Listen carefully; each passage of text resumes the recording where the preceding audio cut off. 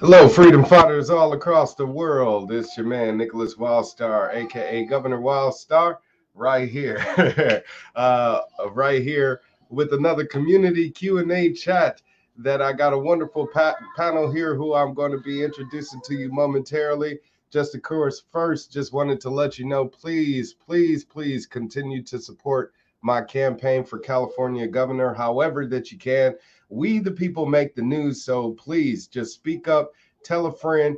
If you're following me, if you're watching along, that's great, but you have your social media accounts so you can interact, so you can engage, so you can get involved, okay? So please click that like button, you know, comment, share, all of that good stuff. The media, they pays attention to numbers, and if I got one like, or, you know, on the post or something like that, they're not going to report on it too much. But if it turns into 10, 20, you know, likes, 100 likes, 1,000 likes, or whatever the case may be, 1,000 shares, then now they're going to be paying attention to what I'm saying because you are paying attention. So I need for you to get involved wherever you are, however you can, okay? And I'm in the final stretch for the campaign for governor of 2021, since the special election is next week, Tuesday, September 14th. So to all of you Californians out there, you have your mail-in ballot. You should have it by now.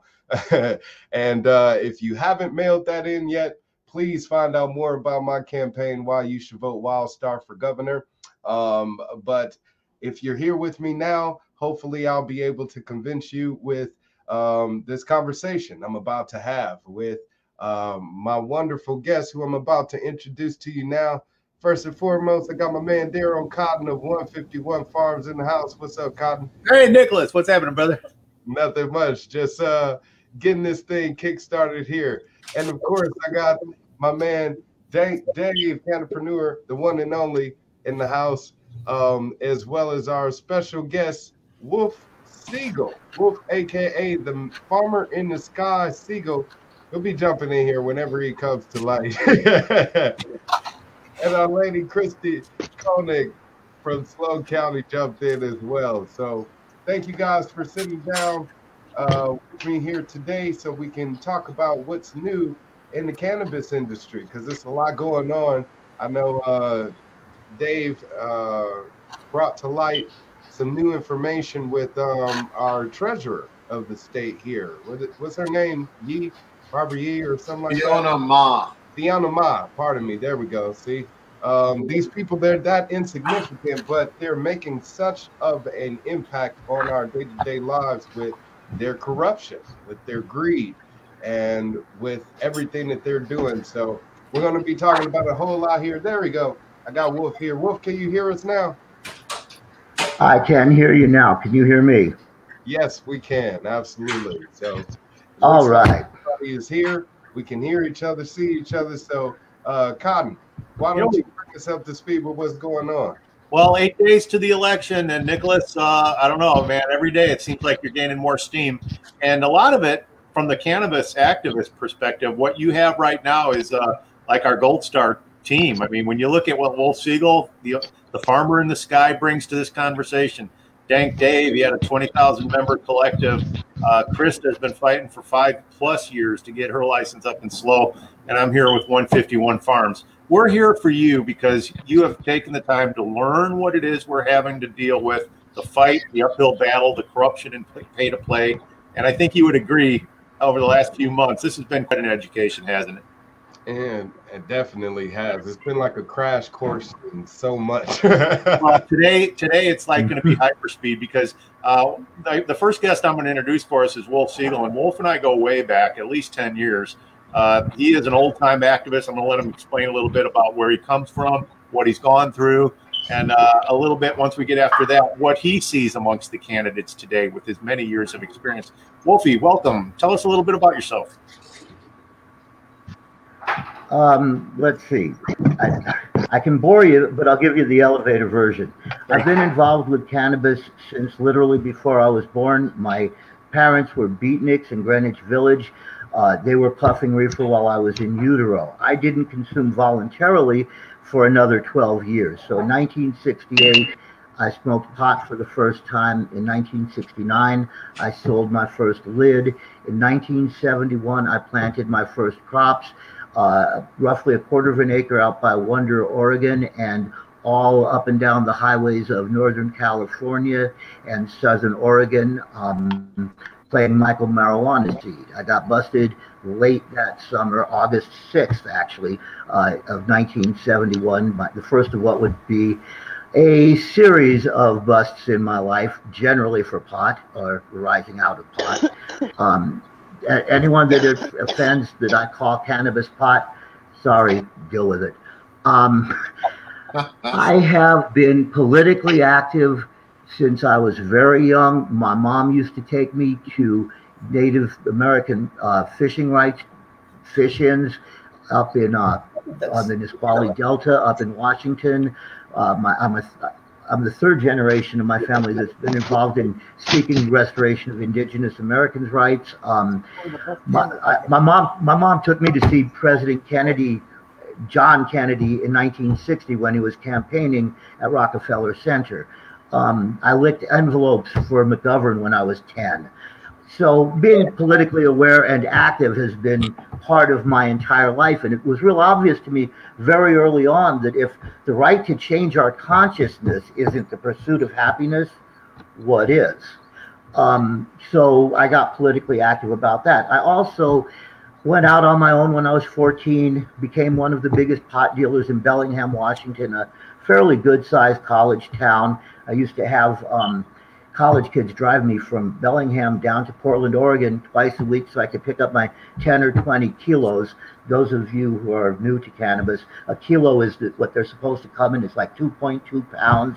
It's really easy to cut into grams because there's 1,000 of them in it. Just all of, I mean, it was so long ago that, like, for me, a lid when I first started was what they piled on the lid of a 1 pound tobacco tin. You got a big lid or a little lid, depending on how cool your dealer felt like you were. So I planted my first crops, and when I was 15, I got busted. I joined National Normal as their third non-attorney life member in 1979. For a little while, I worked in some other commodities, and I had a lot of money, so it seemed like a good idea to put some of it where my heart was. Between then and 10 years later, when I was taken down for the highest plant count in Operation Green Merchant, a little over 12,000 plants, I had donated about $250,000 of my money to anti-prohibition politicians, anti-prohibition organizations, various initiatives. In 1981, well, in 79, 80, and 81, I figured out something about growing that seemed really should have been obvious. It was the first of a whole bunch of what I call well-done discoveries, and came up with something that's known as the Sea of Green. For those who maybe have some doubts that I'm the father of that, go back and read the fall 1987 issue of Sinsemilla Tips, where Tom Alexander, the publisher, talks about it. Ask George Cervantes, ask Ben Dronkers. The guy who carried the Northern Lights collection to Neville, Northern Lights, Greg, I'm not going to say your last name because I guess I'm not supposed to, but Greg also carried my method to Holland, which is why there's some confusion about where Sea of Green originated. In 1989, I was taken down, as I said before, for the highest plant count of anyone taken down in phase 1 of Operation Green Merchant. As a result of that, I ended up spending from October 29th, 1989 through February 24th, 2005, except for 11 months, either in the care and custody of the United States Bureau of Prisons or the State of Oregon Department of Corrections. And lest anyone think I'm like trying to be misleading, part of that was not charged as pot. but the charges arose from my having been put in prison for pot. What was the plant count? And that's what. What was the plant? The plant count was a little over 12,000. And at that time, that was the highest plant count? Well, at that time, that was a lot of plants. It was the second highest indoor plant count ever in the history of the Federal District of Oregon at that point. It was a lot of plants for them. But remember, I'm the Sea of Green guy, right? We're not talking about these 20-foot giant trees with pineapples. We're talking about a plant 15 inches long that's 3 or 4 inches across that dries out at 1.5 ounces. But when you've got 12,000 of them, it does add up a little. And at that point, sentencing. Hell yeah! So you had a crew and everything. You weren't doing this all yourself. You had established. Oh no! I had a crew of trimmers. I had 9 people on my crew of trimmers. I had a modus operandi that was kind of fun. I got involved with women that I met as cocktail waitresses or working in bars. I would become romantically involved with them. I would tell them I had a friend who had a lot of money, wanted to set them up, put them in a grow up. They worked for 1.5 years. All of the rent and everything came off the top, the down payment, but guy walks away, they've got the house. Well, let me ask you, have you always been a cannabis activist? I mean, at that time, yes, I have always been and will always be a cannabis activist. I view it as a basic constitutional issue. I define myself as a Jeffersonian constitutionalist politically. I think that the right to life, liberty, and the pursuit of happiness are basic to what the American dream is supposed to be. And I think that the Constitution, as described in the preamble and everything after that, is how we're supposed to bring that about. Justice for all, domestic, prosperity, for ensuring the blessings of liberty to ourselves and our posterity. And then, because they were smart enough, they put in a really hard way to amend it. And every time it's been worth it, we fought to make, whether it was the 13th, the 14th, whether it was repealing prohibition, which honestly, if you look at it, if we had to amend the Constitution to make alcohol illegal, to bring in prohibition, how come that didn't have to happen with pot? Exactly. Where's the point is that goes sideways? I actually wanted to ask, with you having such an extensive history in understanding marijuana laws or cannabis laws, no offense to the people that don't want me calling it marijuana or weed, but with you seeing growth and changes in laws, how do you think Prop 215 made things better, or did it make things worse? How was things different versus the Prop 64? Okay, Proposition 215 was a recognition, a legal recognition, that cannabis has legitimate therapeutic applications, medical use. And what is medicine? Medicine is that which has a salutary effect on us physically or mentally or emotionally. So arguably all cannabis is medical. I believe that almost everyone that isn't a medical user is in point of fact treating an undiagnosed, so they're self-treating an undiagnosed subclinical case of social anxiety disorder. I'm more relaxed around other people when I puff cannabis. I have problems with strangers when I'm not a little high. And I think that for many people, that's the medical application. But I also know that with 215, we were not in violation of international law because we were medical. And there's this really fine distinction made in international law. At the Single Convention Treaty, it makes it clear that medical record. What is that? That's Krista. All right, Krista, your animals having some. That's Yeah, that would be my ass, literally. I see. So it's obviously it's a Democrat. I'm yeah, sorry. well, you have to compete with farm animals. But give me an elephant too, though, because I'm not all that fond of most of them either.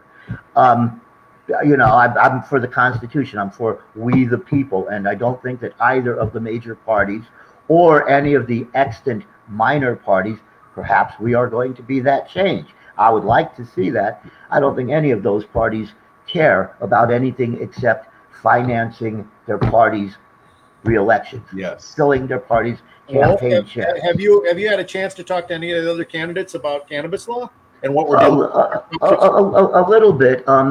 Now, there's a Jacqueline McGowan who I know that you had a number of interactions, and I've deliberately not gotten involved in any of it because one of the things I'm really trying hard to do, and I'm not very good at it, is not make enemies. And I mean, it's true. I am socially awkward. So I sort of stayed away from that. But here the other day, I had to know. I have to know, given that she's running for governor, does she understand this horrible dichotomy between what 64 says and what 64 does relative to federal law? Because positive conflict, right? If two governments don't agree and they both pass laws about a subject and those laws are in opposite directions, you have what's called positive conflict. Now, the very language of 64 in section 11 says that no part of 64, which might be construed as placing the state of California out of conformance with the CSA, could be put in place. So it says in 11, well, we're saying all this stuff, I'm paraphrasing, we're saying all this stuff, but really none of it applies unless the feds say okay. Exactly. And the feds can't say okay unless we formally withdraw from the Single Convention Treaty on Narcotics and Dangerous Drugs. Well, otherwise, let me ask you then, has Jacqueline McGowan given us any indication of what she'll do if she were elected governor? Like, whereas Nicholas has sent letters to the California AG Bonta telling us that he'll repeal 64, and he developed something called, with a lot of help from everybody on this panel, the Restoration Act. So can you give us some thoughts in terms of what the candidates are actually doing about it? Let's see. Jacqueline, based on what I've been in her group for many months, although I haven't followed the stuff. The first time that I posted, she didn't comment. I asked her, did she understand how horrible a position all of us were in California as patients if we, for instance, sign anything that says we're part of this distribution chain that is the tax system, that is an admission that we're part of a conspiracy, albeit the receiving members of it, but nonetheless legally conspirators in what may be the most massive potential RICO in history. Right. That's what we got opened up to by our beloved former Attorney General, Madam Vice President Kamala Harris. Does Ms. McGowan recognize this dichotomy, that it exists? And I asked her, could she perhaps please explain to me how it is that there isn't a positive conflict between AMA and the Controlled Substance Act. And beyond that, how if the feds changed it so that we weren't in violation, would that then free the feds from their international obligation? And she didn't respond. And then after 13 hours, I said, yoo-hoo, Jacqueline, could you please tell me your answer to this? And then the next time I checked, somehow I'm not in that group anymore. Wow.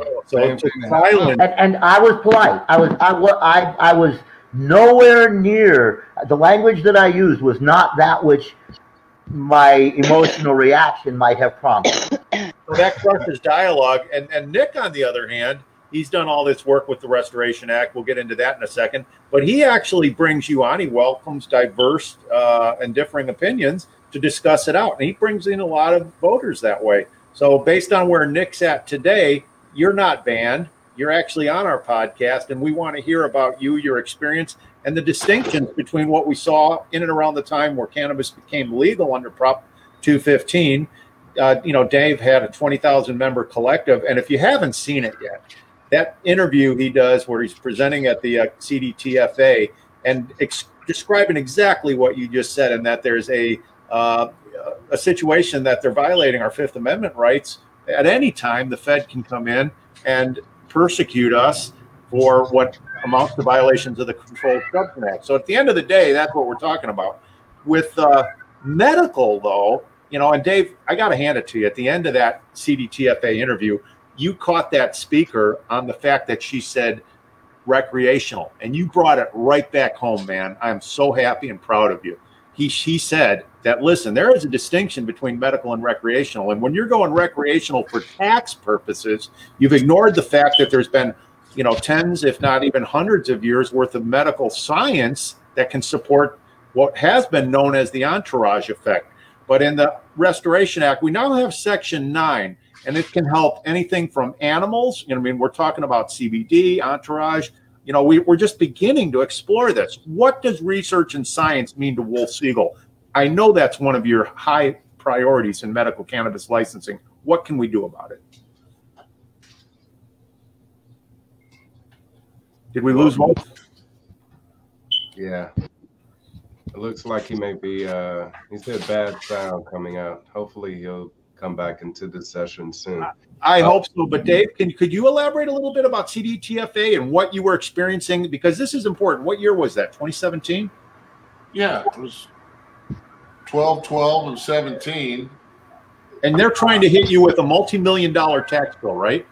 Yeah, and I basically said, now that you've changed the law, we can no longer operate because we'd be blatantly violating higher federal law, and the state, the city, the county, no one is going to come to our protection. If the feds come to enforce the law and prosecute us, and not only the federal government, the DEA and whatnot, but the IRS isn't part of the federal government, but they do enforce federal law. So that's what the city of San Jose did also, was, because I wasn't complying with them and standing up for me and the other 25,000 plus patients. Somehow I got a letter and a phone call a couple of weeks later, and it was the IRS wanting to do an audit. And Wolfie, can you hear this? Yes, I can. So Dank Dave has a storied past here, and he's been, I believe in the testimony you presented, you had like 9 years at that time living, breathing, and eating the activism to support the presentation you did in front of CDTFA back in 2017. Now, this was about a tax bill. It came to a couple $1 million, didn't it? Yeah, and never seen or heard from it since, because they know. But what I think is apparent here is that at the end they had to take a vote, and hardly anybody wanted to support the state side. I mean, it was tough to get 2 votes to vote against you. Yeah, I mean, all I was using was logic and reason. And you slayed it. And said, the way 215's written and SB 420, it says you have to be a collective or a cooperative. That's it. Nothing else, nothing more. And the reason for that is so that when we transferred the controlled substance cannabis to a patient for U.S. currency, there was no sale of a controlled substance. Otherwise, No, it was brilliant what you presented, and they knew it, and they never chased you for the tax money. But you since left California because you couldn't handle it. It's the bullshit's just. No, they went after my landlord. Oh. And threatened him for a $10,000 a day fine if he didn't evict me from the building. And they knew from our receipts, because we gladly gave them all of our information. Yeah. They knew that 90% or more of our transactions happened at our storefront, at the bakery or at the dispensary. And so once they couldn't get me they came to me several times and said, Dave, just pay your taxes and everything will be okay. We'll let you stay in business. I'm like, wait, I can't make this decision for 25,000 people. You're going to pay sales tax. Just pay to play. So once they got tired of trying to get me to comply, they went after my landlord. I mean, big time. And it brought tears to his eyes to have to kick me out because I'd paid him rent, you know, solid on time for 7.5 years. Well, I think if we look at like Krista and what she's dealing with right now, you've been in the licensing process for what, going on 5 years, Krista? Yeah, 5th year. This is not what we expected 64 to be. So when we repeal 64, we want to bring what was considered the positive elements of everything from 215, 420, and 64 forward into the Restoration Act. So with that, I want to ask Wolf, I know medical science and research for cannabis is high on your list of priorities before you leave this earth. Have we done that in the Restoration Act, Section 9? Has that been done anywhere else? What are your thoughts? It has not been done yet, but the time has come. The University of California, every single institution that they have has a medical cannabis program on it, a research program going now. There's been all kinds of action on that recently, and in Section 9, we talk about a way that I know for a fact the DEA is prepared to approve that will allow almost universal distribution of cannabis on request, but that also legitimately moves us from where we are right now in terms of conventional medicine requires that we be able to provide a quantifiable dose with a repeatable effect, or they won't accept that it's medicine. Now, the problem with that is Dave, that how did you address that, Dave, when you're collective? Did you have patients? Was there just kind of like bro science that went along with what you prescribed to who? I tried to tell them, just like Wolfie said, that our treaty, our national treaty, and the Cole memo and everything else is all about protecting the medical. But how would you advise what strains and how much to take? Did you get into that? Oh, well, yeah, we had pamphlets and charts, and most of the bud tenders had been there for, you know, several years and been cannabis consumers most of their life. But of course, you preface it just like you do that I'm not practicing law. Right. You tell the patient that you're not a physician, you're not a doctor, you're only making recommendations, just like a actual doctor gives you a recommendation rather than a subscription. But what this means to me is that this is the federal government saying, "Hey, it's all about medical." You know,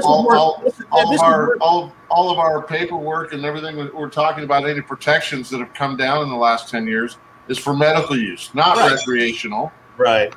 Bingo. And it's been since what, 1968? Almost. You know, I was 1 year old. There's been one university growing and doing research for the United States until just recently they come out and say they're going to open up some more, which I'm with Wolfie 100%. We need research.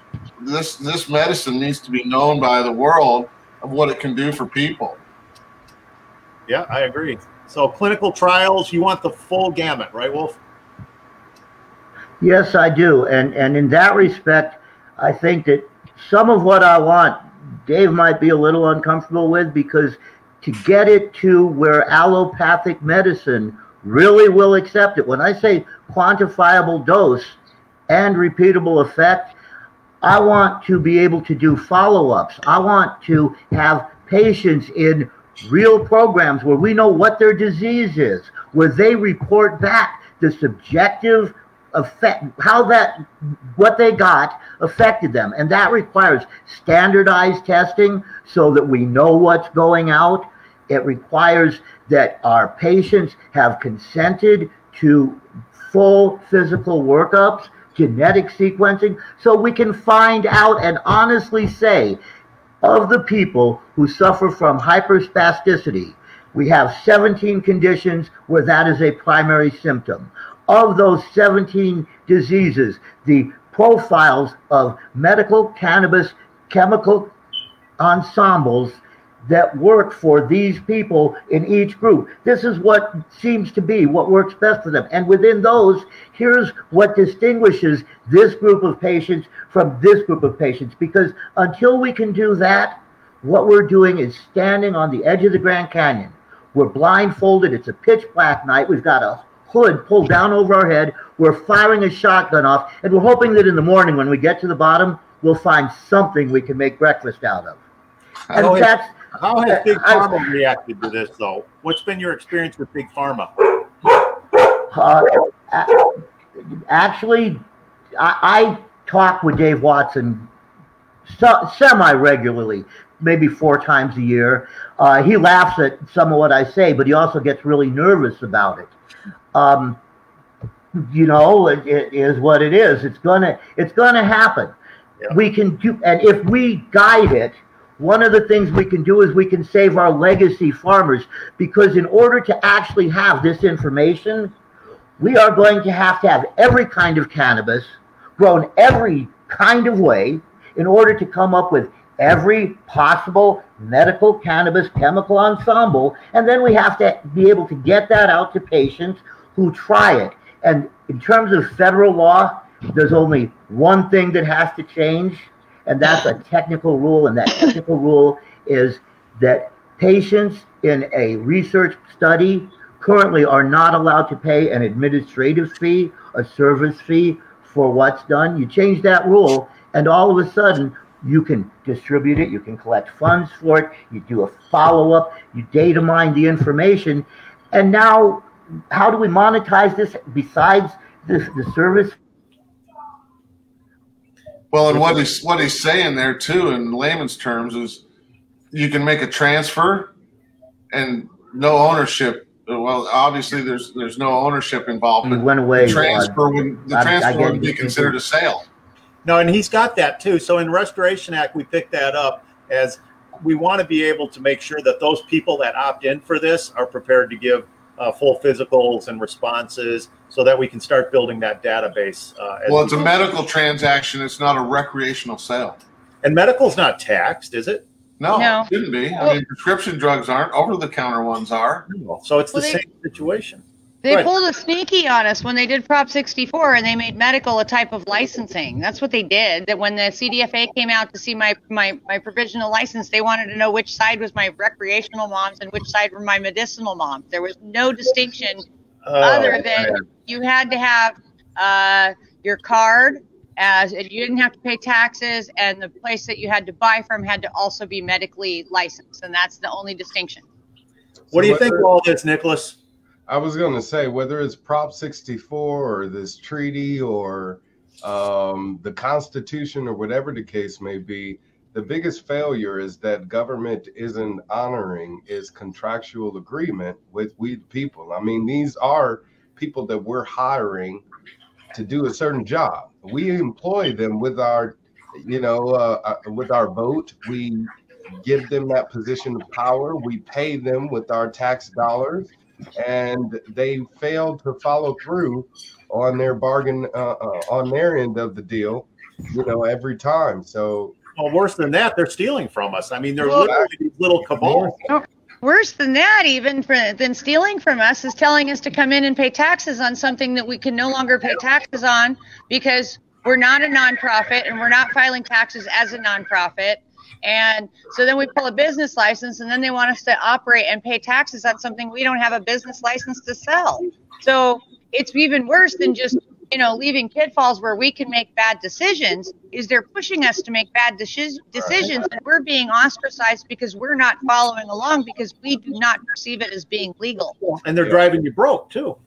Beyond broke. Well, it occurred to me, this is funny. It occurred to me this last week. I have a good friend. The only reason I even got brave enough to grow cannabis is I have a good friend who's a green bookkeeper for all the growers up in Trinity. And so she files federal illegal business taxes for these small time growers. They grow, enough to pay the farm bills for the year. And she keeps the books. And at the end of the year, they file their federal illegal business taxes, which I respect because we have that ability in this country, and to to throw yourself out there as a medical nonprofit and making millions of dollars in profit and everybody accepting that because it's cannabis. I mean, look at Helios, $9 million in profits. He's paying $3.5 million in restitution. They're going back to 2014, which means at least 3 of those years are most likely nonprofits.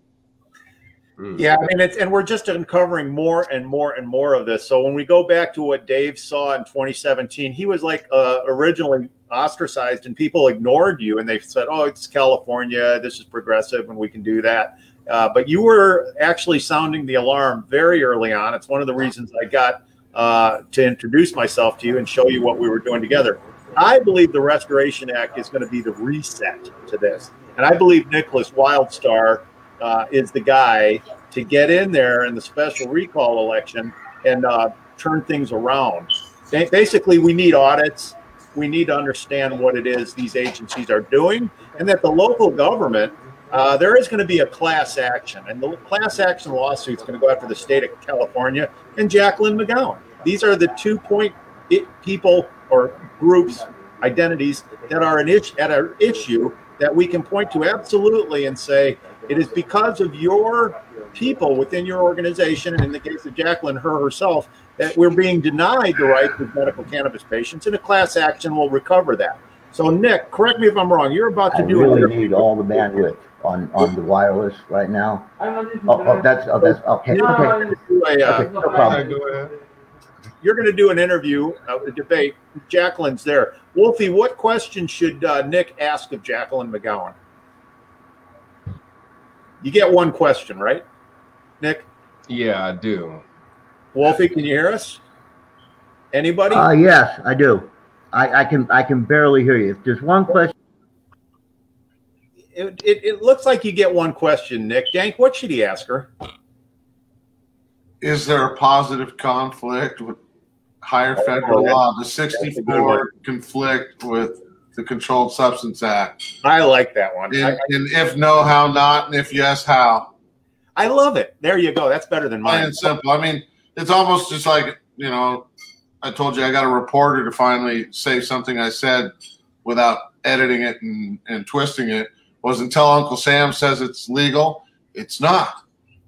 And of course, it made the 6 o'clock news, and then they pulled it by the 9 or 10 o'clock news because I was like, never in the like 11 times I was interviewed did they ever say exactly what I said and present what I stated. Straightforward story. They always twisted it, made me look like the bad guy not paying his taxes.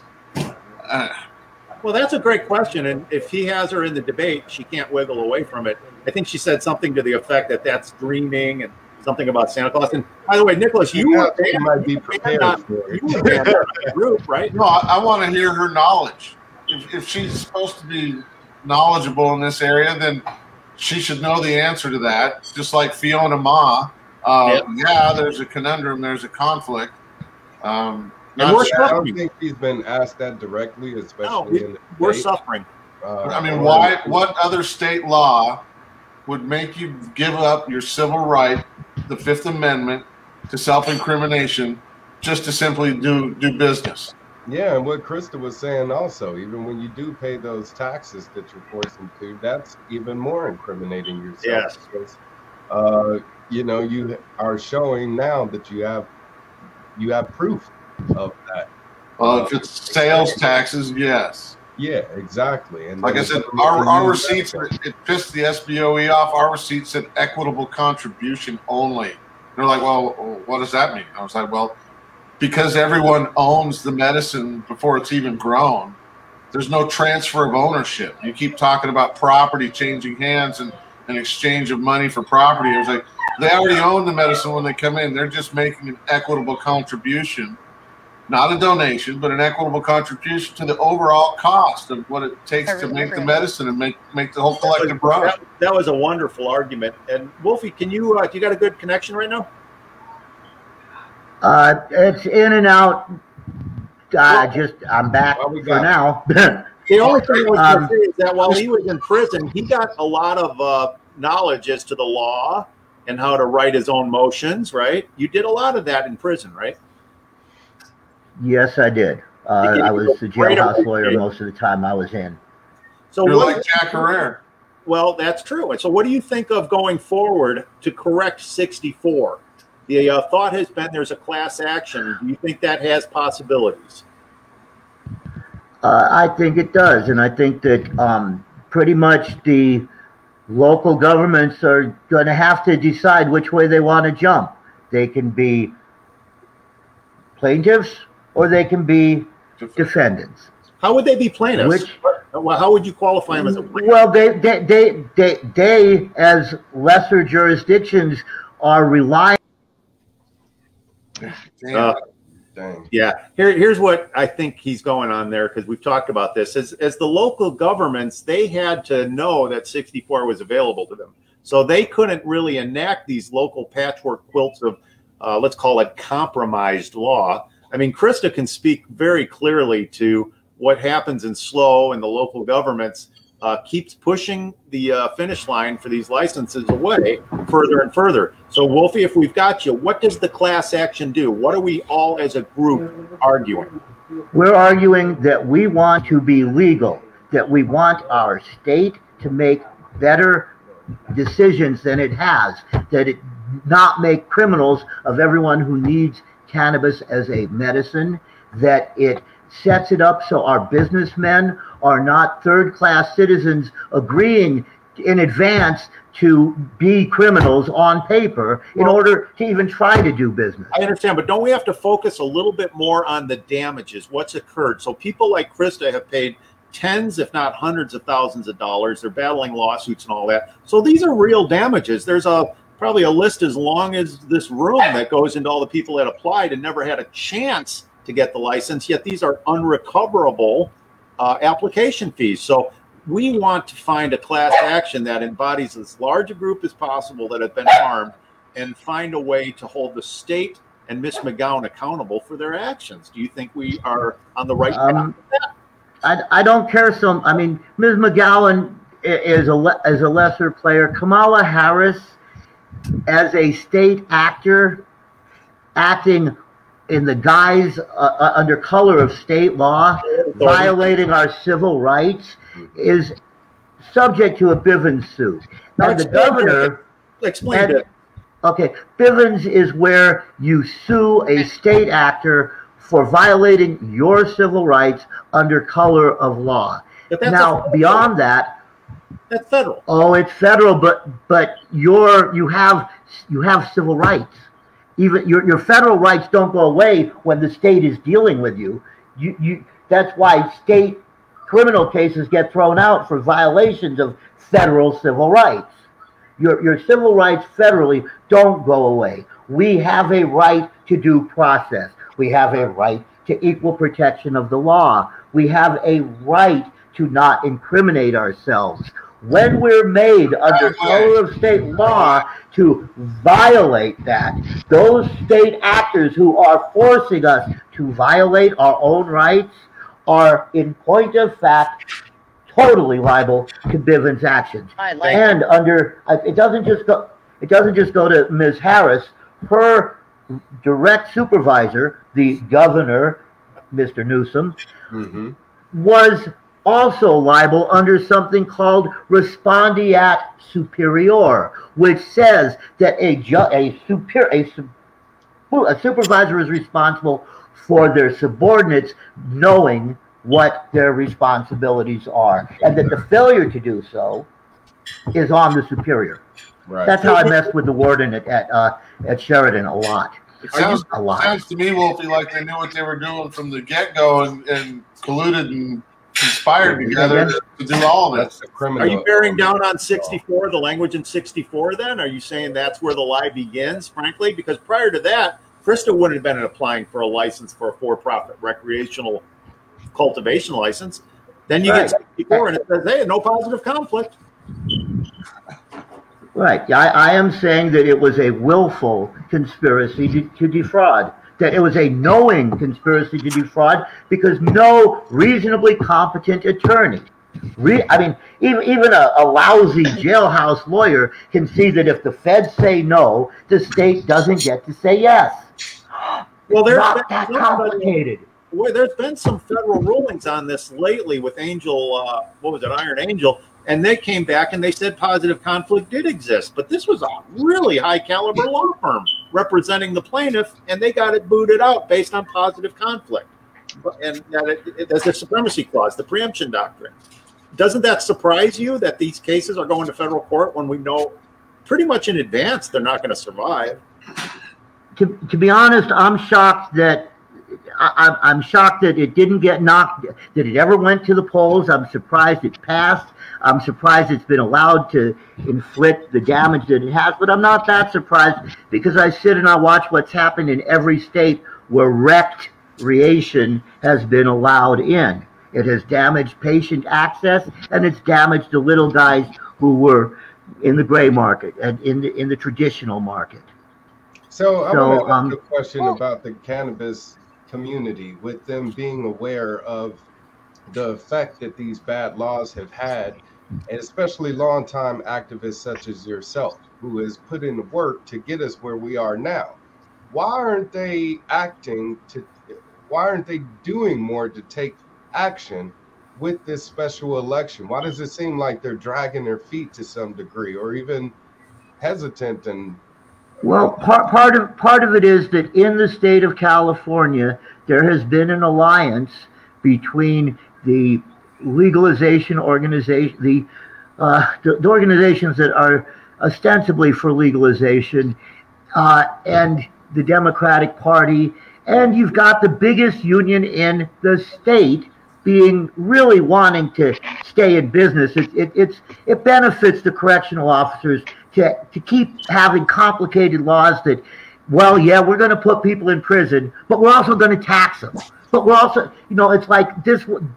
64 is kind of like the anti-panacea where cannabis is concerned. We could fix everything or we could ruin everything. 64 is pretty much good for ruining everything and putting it in the hands of large-scale corporate cannabis, right, which is what's being set up at this point. Right. Well, it makes me crazy when you're talking to the county and you're dealing with them and they're telling you something that isn't legal. And I think the worst case about all of this is that, we have a small window to get up and operational as legacy farmers and have a chance against the large companies when they come in, which has now been squandered. But they look at me funny that I'm very clear that as of 12/31 of 2017, medical Prop 215 was done and over. At that point, I had pulled a business license to go along with my application for my cannabis. At the time, I'm an existing non-conforming grower or an abeyance operator, whatever that means. What's frustrating is this entire time they look at me funny that I haven't been growing it to sell it illegally, that I've been pulling my license because I'm very clear that it is not legal for me to grow plants out of doors without that license. I can't sell it. I don't have a business license. So why they all look at me with a blank look on their face and want me to pay taxes is part of the conspiracy you're talking about. It really points to it. Yeah, it's extortion. Yeah, any other business, they would expect you to pull a business license and work out your order of go and how you're going to do things before they expect you to operate. So Nick, here, it's like they're like, jump in with both feet, and here's all the restrictions, and hope you can figure it out. Nick, we need some help, Nick. What are you going to do your first day in office? Nullify Prop 64. You have my word. And what about all the people that have spent all this money on applications? What happens to them? They get their money back. Reparations. Exactly. And those restitutions as well. That way you could get that money back and what you've lost and then some. Or they can apply it to the DCA not-for-profit license, which is just fee-based. It's based on square footage. It's not tax-based. Right, because we do have a way that we can move forward, and that's with the Restoration Act. So if they want to reinvest that money into what we're going to be offering, then that'll give them the opportunity to have a leg up and keeping things going. So let me ask Wolfie, does a temporary restraining order in state court fall under res judicata for positive conflict? I'm sorry, you're buzzing out. Say again. So I've got a res judicata ruling in federal court that positive conflict exists. I take that into state court. Can I get a temporary restraining order on Prop 64 based on that information? I would imagine that the state court, unless the judge just likes to be overruled, is going to go, oh yeah, and fall in line. And then what do we need to do in the meantime? Provide bridge legislation or have an executive decision by our governor to institute the Restoration Act. And it better be clear cut. It better make sense. It better be fast, transparent, and able for everybody to get under that big tent. Does that have room for a Krista and a Dank Dave and me? Absolutely. Right. And may I ask you something, Nicholas? Sure, absolutely. Future Governor Wildstar, I hope. Let me ask you, would you as governor be prepared to direct the Board of Regents of the University of California system to make every effort to create and have an ongoing research collaborative that would allow the state of California to continue to lead the world, with the possible exception of Israel, in cannabis research and in research into genetics, into moving it ahead as a viable economic machine to revitalize our economy, help our citizens be healthier? Would you? We lost him there at the end, but I heard what you said, and I would definitely support that whole. Yeah, he's actually, you've helped define that in Section 9, Nick, which is exactly what he's describing, making research and industry into and of itself so that we can expand our knowledge base there on the value of medical cannabis based on each individual person's cannabinoid system. It's going to be tough. I mean, I see that federal decision as a green light. Like I said, it's been since 1968 since one university's been growing for the research. We need more, obviously. Out of Mississippi, right? Well, yeah, the University of Mississippi has been the only one licensed to supply marijuana to the U.S. medical researchers since 1968. And like I said, I see that information from the DEA as a green light that this is medical. Yep.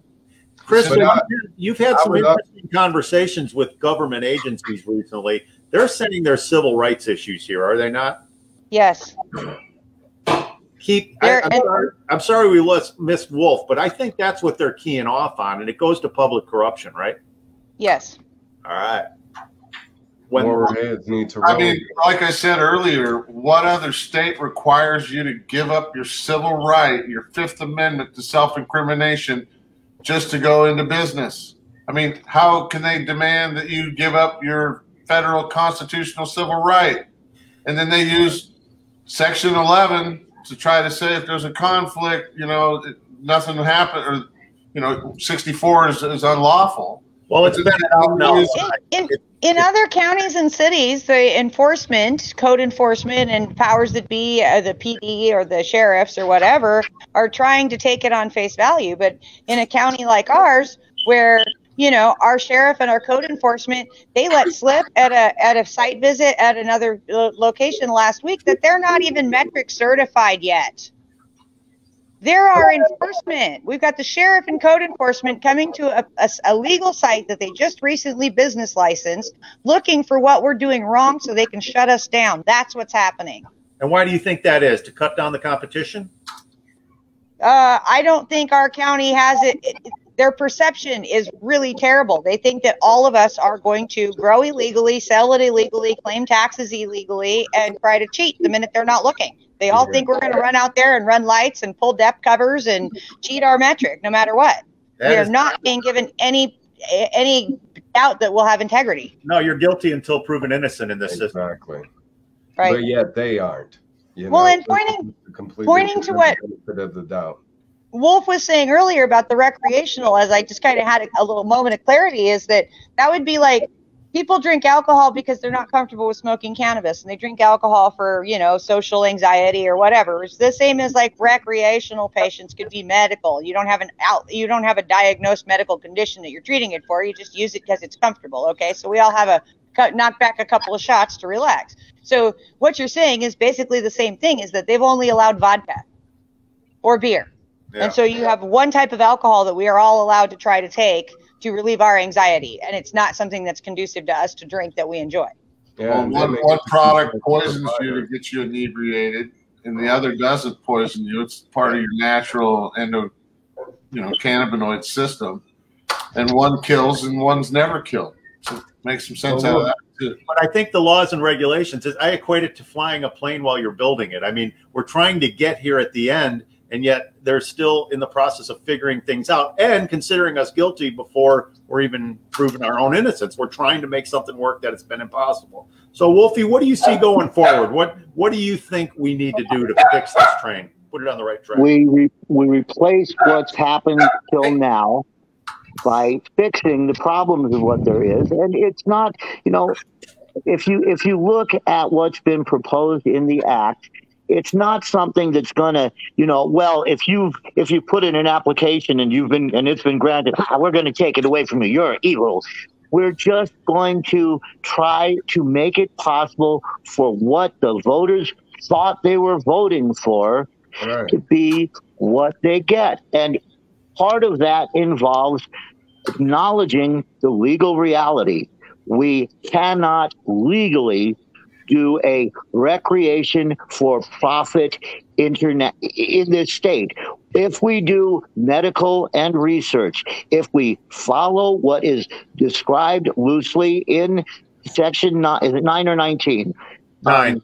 9 in section 9, number 9, if we follow what's described in 9 or relatively closely from the business stakeholders' point of view, there's no more 280E. And yes, even if you're not I don't care whether you call it profit or whatever. If you're taking care of your business, you're taking care of your employees, and you're doing the service that is what your business is, who cares what it's labeled? If one way is legal internationally and the other way isn't, by God, I would not be a criminal if I didn't have to. But I will be if I have to. So please, for me, for every other neighbor that doesn't belong in prison, vote for Wildstar.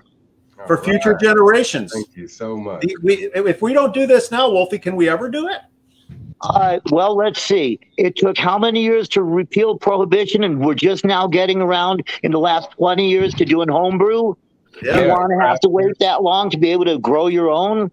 No, we need and not have preposterous. I mean, that's part of what I hated most about 64 is the plant count. I mean, 10 by 10, really, I can grow 6 or 10 by 10. I can grow one plant that would exceed 10 by 10. You know, I mean, that's ridiculous. Yeah. I know we're pressed on time, but what's your thoughts on the 0.3% being the psychoactive threshold? Should we be addressing that? For now, because it's an international standard, leave it in place. Fine. Okay. But let remediation be what happens. I mean, I know that when Governor Wildstar need more research. Yeah, when Governor Wildstar is in place, he will be able to appoint a commission. That commission will hopefully be composed of people who know a little something about cannabis that didn't just come out of a book. Exactly. No, he's got that all defined in the Restoration Act. We're splitting the state into 4 parts because each part of the state has their own unique cannabis needs too. But it all comes together under one roof. Each section gets their own voice, though, if you will. And like we were discussing, that research and those types of administrative functions have to come together under people that know what the hell they're talking about. Yeah, and I do want to add, Wolf. I know you got disconnected there when I was responding to your question about medical research, but I do believe that the individual should also be able to have the opportunity to do independent research. You know, not everything should be controlled by the government, but those institutions that do want to do research should, of course, have resources made available to them. But you as an individual, you should always have the right to do your own independent studies and hopefully provide those studies to the scientific community, to the cannabis community. Well, interestingly enough, it hasn't stopped me to this point. I don't think it's going to. Exactly. And it should never stop you. Yes, well, the Restoration Act is so simple. All we're doing is restoring medical marijuana patients' rights. Exactly. Bringing back common sense. And restoring public trust in the people that are supposed to be making laws that don't jeopardize those that are involved. Right. And freeing up people's rights to farm the plant that God put on the planet for all of us to, as you said earlier, pursue happiness. Yep. Yeah. It's as simple as put, and it's sad that we don't have a government that's straight and to the point and that's trustworthy. And that's what I want to return back to, is one to where it's responsible to we the people, and accountable to we the people. But unless we get a representative of we the people in office, then of course that public position is going to continue to be occupied by people who could care less about us. So I truly do appreciate your stamp of approval. Hopefully people take your suggestion, damn it. Got to get the marbles out of my mouth here. But yeah, hopefully they take your word for it and will vote Wildstar for governor, because like I said, that window of opportunity is closing quickly, and we must definitely act now if we want to strike while the iron is hot. The bar is a little bit lower for us to jump over here this time, and that's why the establishment is up in arms and, doing the best that they can to rob us of this opportunity. Because, come the primary next year, next June, it's going to be even more difficult for us to, wiggle into Sacramento. So thank you all for being here. I don't want a message we got to hear, and we thank you too, Nick. Absolutely. Thank you. Wildstar for weed. Yeah. .com. Wildstar for governor. It's common sense. It's common sense. Nice job, Wolf. We appreciate you jumping in. Indeed. Nice to meet you, Wolfie. Take care until next time. Okay, guys. All right, again, everybody, that was my panel of guests with special guest Wolf Segal, aka the Farmer in the Sky. Thank you to all of you out there for watching and being a part of this discussion. Hopefully you'll take his advice and do the wisest thing that you can do for everybody in California, whether you are a cannabis user or not, whether you're a cannabis business or not, whether you're a cannabis grower or not. Please vote Wildstar for governor. It's the best way for us to return our government back into a representative government, one that is going to be in the hands of we the people. I'm a working class candidate, and I'm going to do what you tell me to do, because I take the consent of the governed very seriously. I'm not one of those candidates saying, I'm going to do this, I'm going to do that. I'm going to do my job according to the Constitution and what you say is acceptable, of course. And hopefully you'll agree with everything I have to offer to you all on my website, wildstar2022.com. I know you guys see it there scrolling at the bottom of the screen. If you haven't visited yet, go there now, okay? Again, this window of opportunity for this special election is closing quickly. And if we do want to go ahead and take advantage of this recall opportunity, we got an opportunity for me to win by a small percentage. The primary works the same way, but since it's, an open primary and this winner takes all, but, money runs everything. Right now, I don't have that much, but I'm getting lots of support from people in the community. And that's all I need is for you to help push that envelope and get me over the finish line. So join Team Wildstar by filling out one of these pledge cards today. And of course, as I said to you before, please be sure to click that donate button or click the 50K Labor Day money bomb. It is Labor Day. Happy Labor Day to you all. If you want to protest against the establishment government here in California, then put your money where your mouth is. Put your money to work. Protest with your dollars and make a contribution today, okay?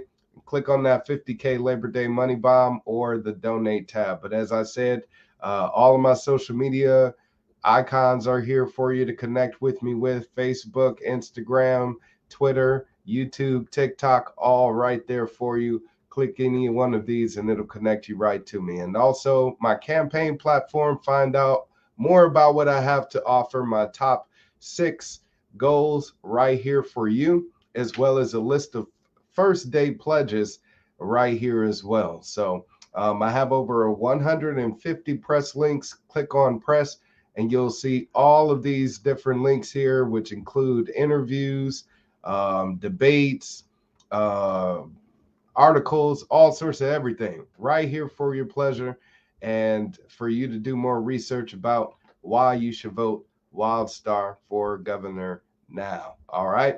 I've talked enough, and I got a lot more to do this evening since, like I said, it's a mad dash to the finish line, and I'm in need of help, people like you. So please connect with me today. Let's bring back liberty to California. Go wild with Wildstar for governor now. And of course, please vote yes on that damn recall. It's a lot of people that are just throwing themselves out there. I don't know what's the reason. Maybe they're getting paid or whatever the case may be, but they're telling people to vote no because they're looking at the other people running that could possibly win and thinking that the best thing to do is to keep Gavin Newsom in office. We can't afford that. The past few years have been horrible, and at least over the next year, we'll get to try something new and find out why we should vote somebody else in office come next June. So instead of going through the whole recall process again, we can at least get Newsom out of office, get some new talent in there, find out what they have to offer. And again, if we don't like what they have to offer, vote in a new someone else come June next year. Hopefully I'll be able to occupy that seat and hold it down through the gubernatorial election next year. So visit my website, wildstar2022.com today. And like I said, go wild with Wildstar for governor. I'm out of here, y'all. Long live liberty. Peace.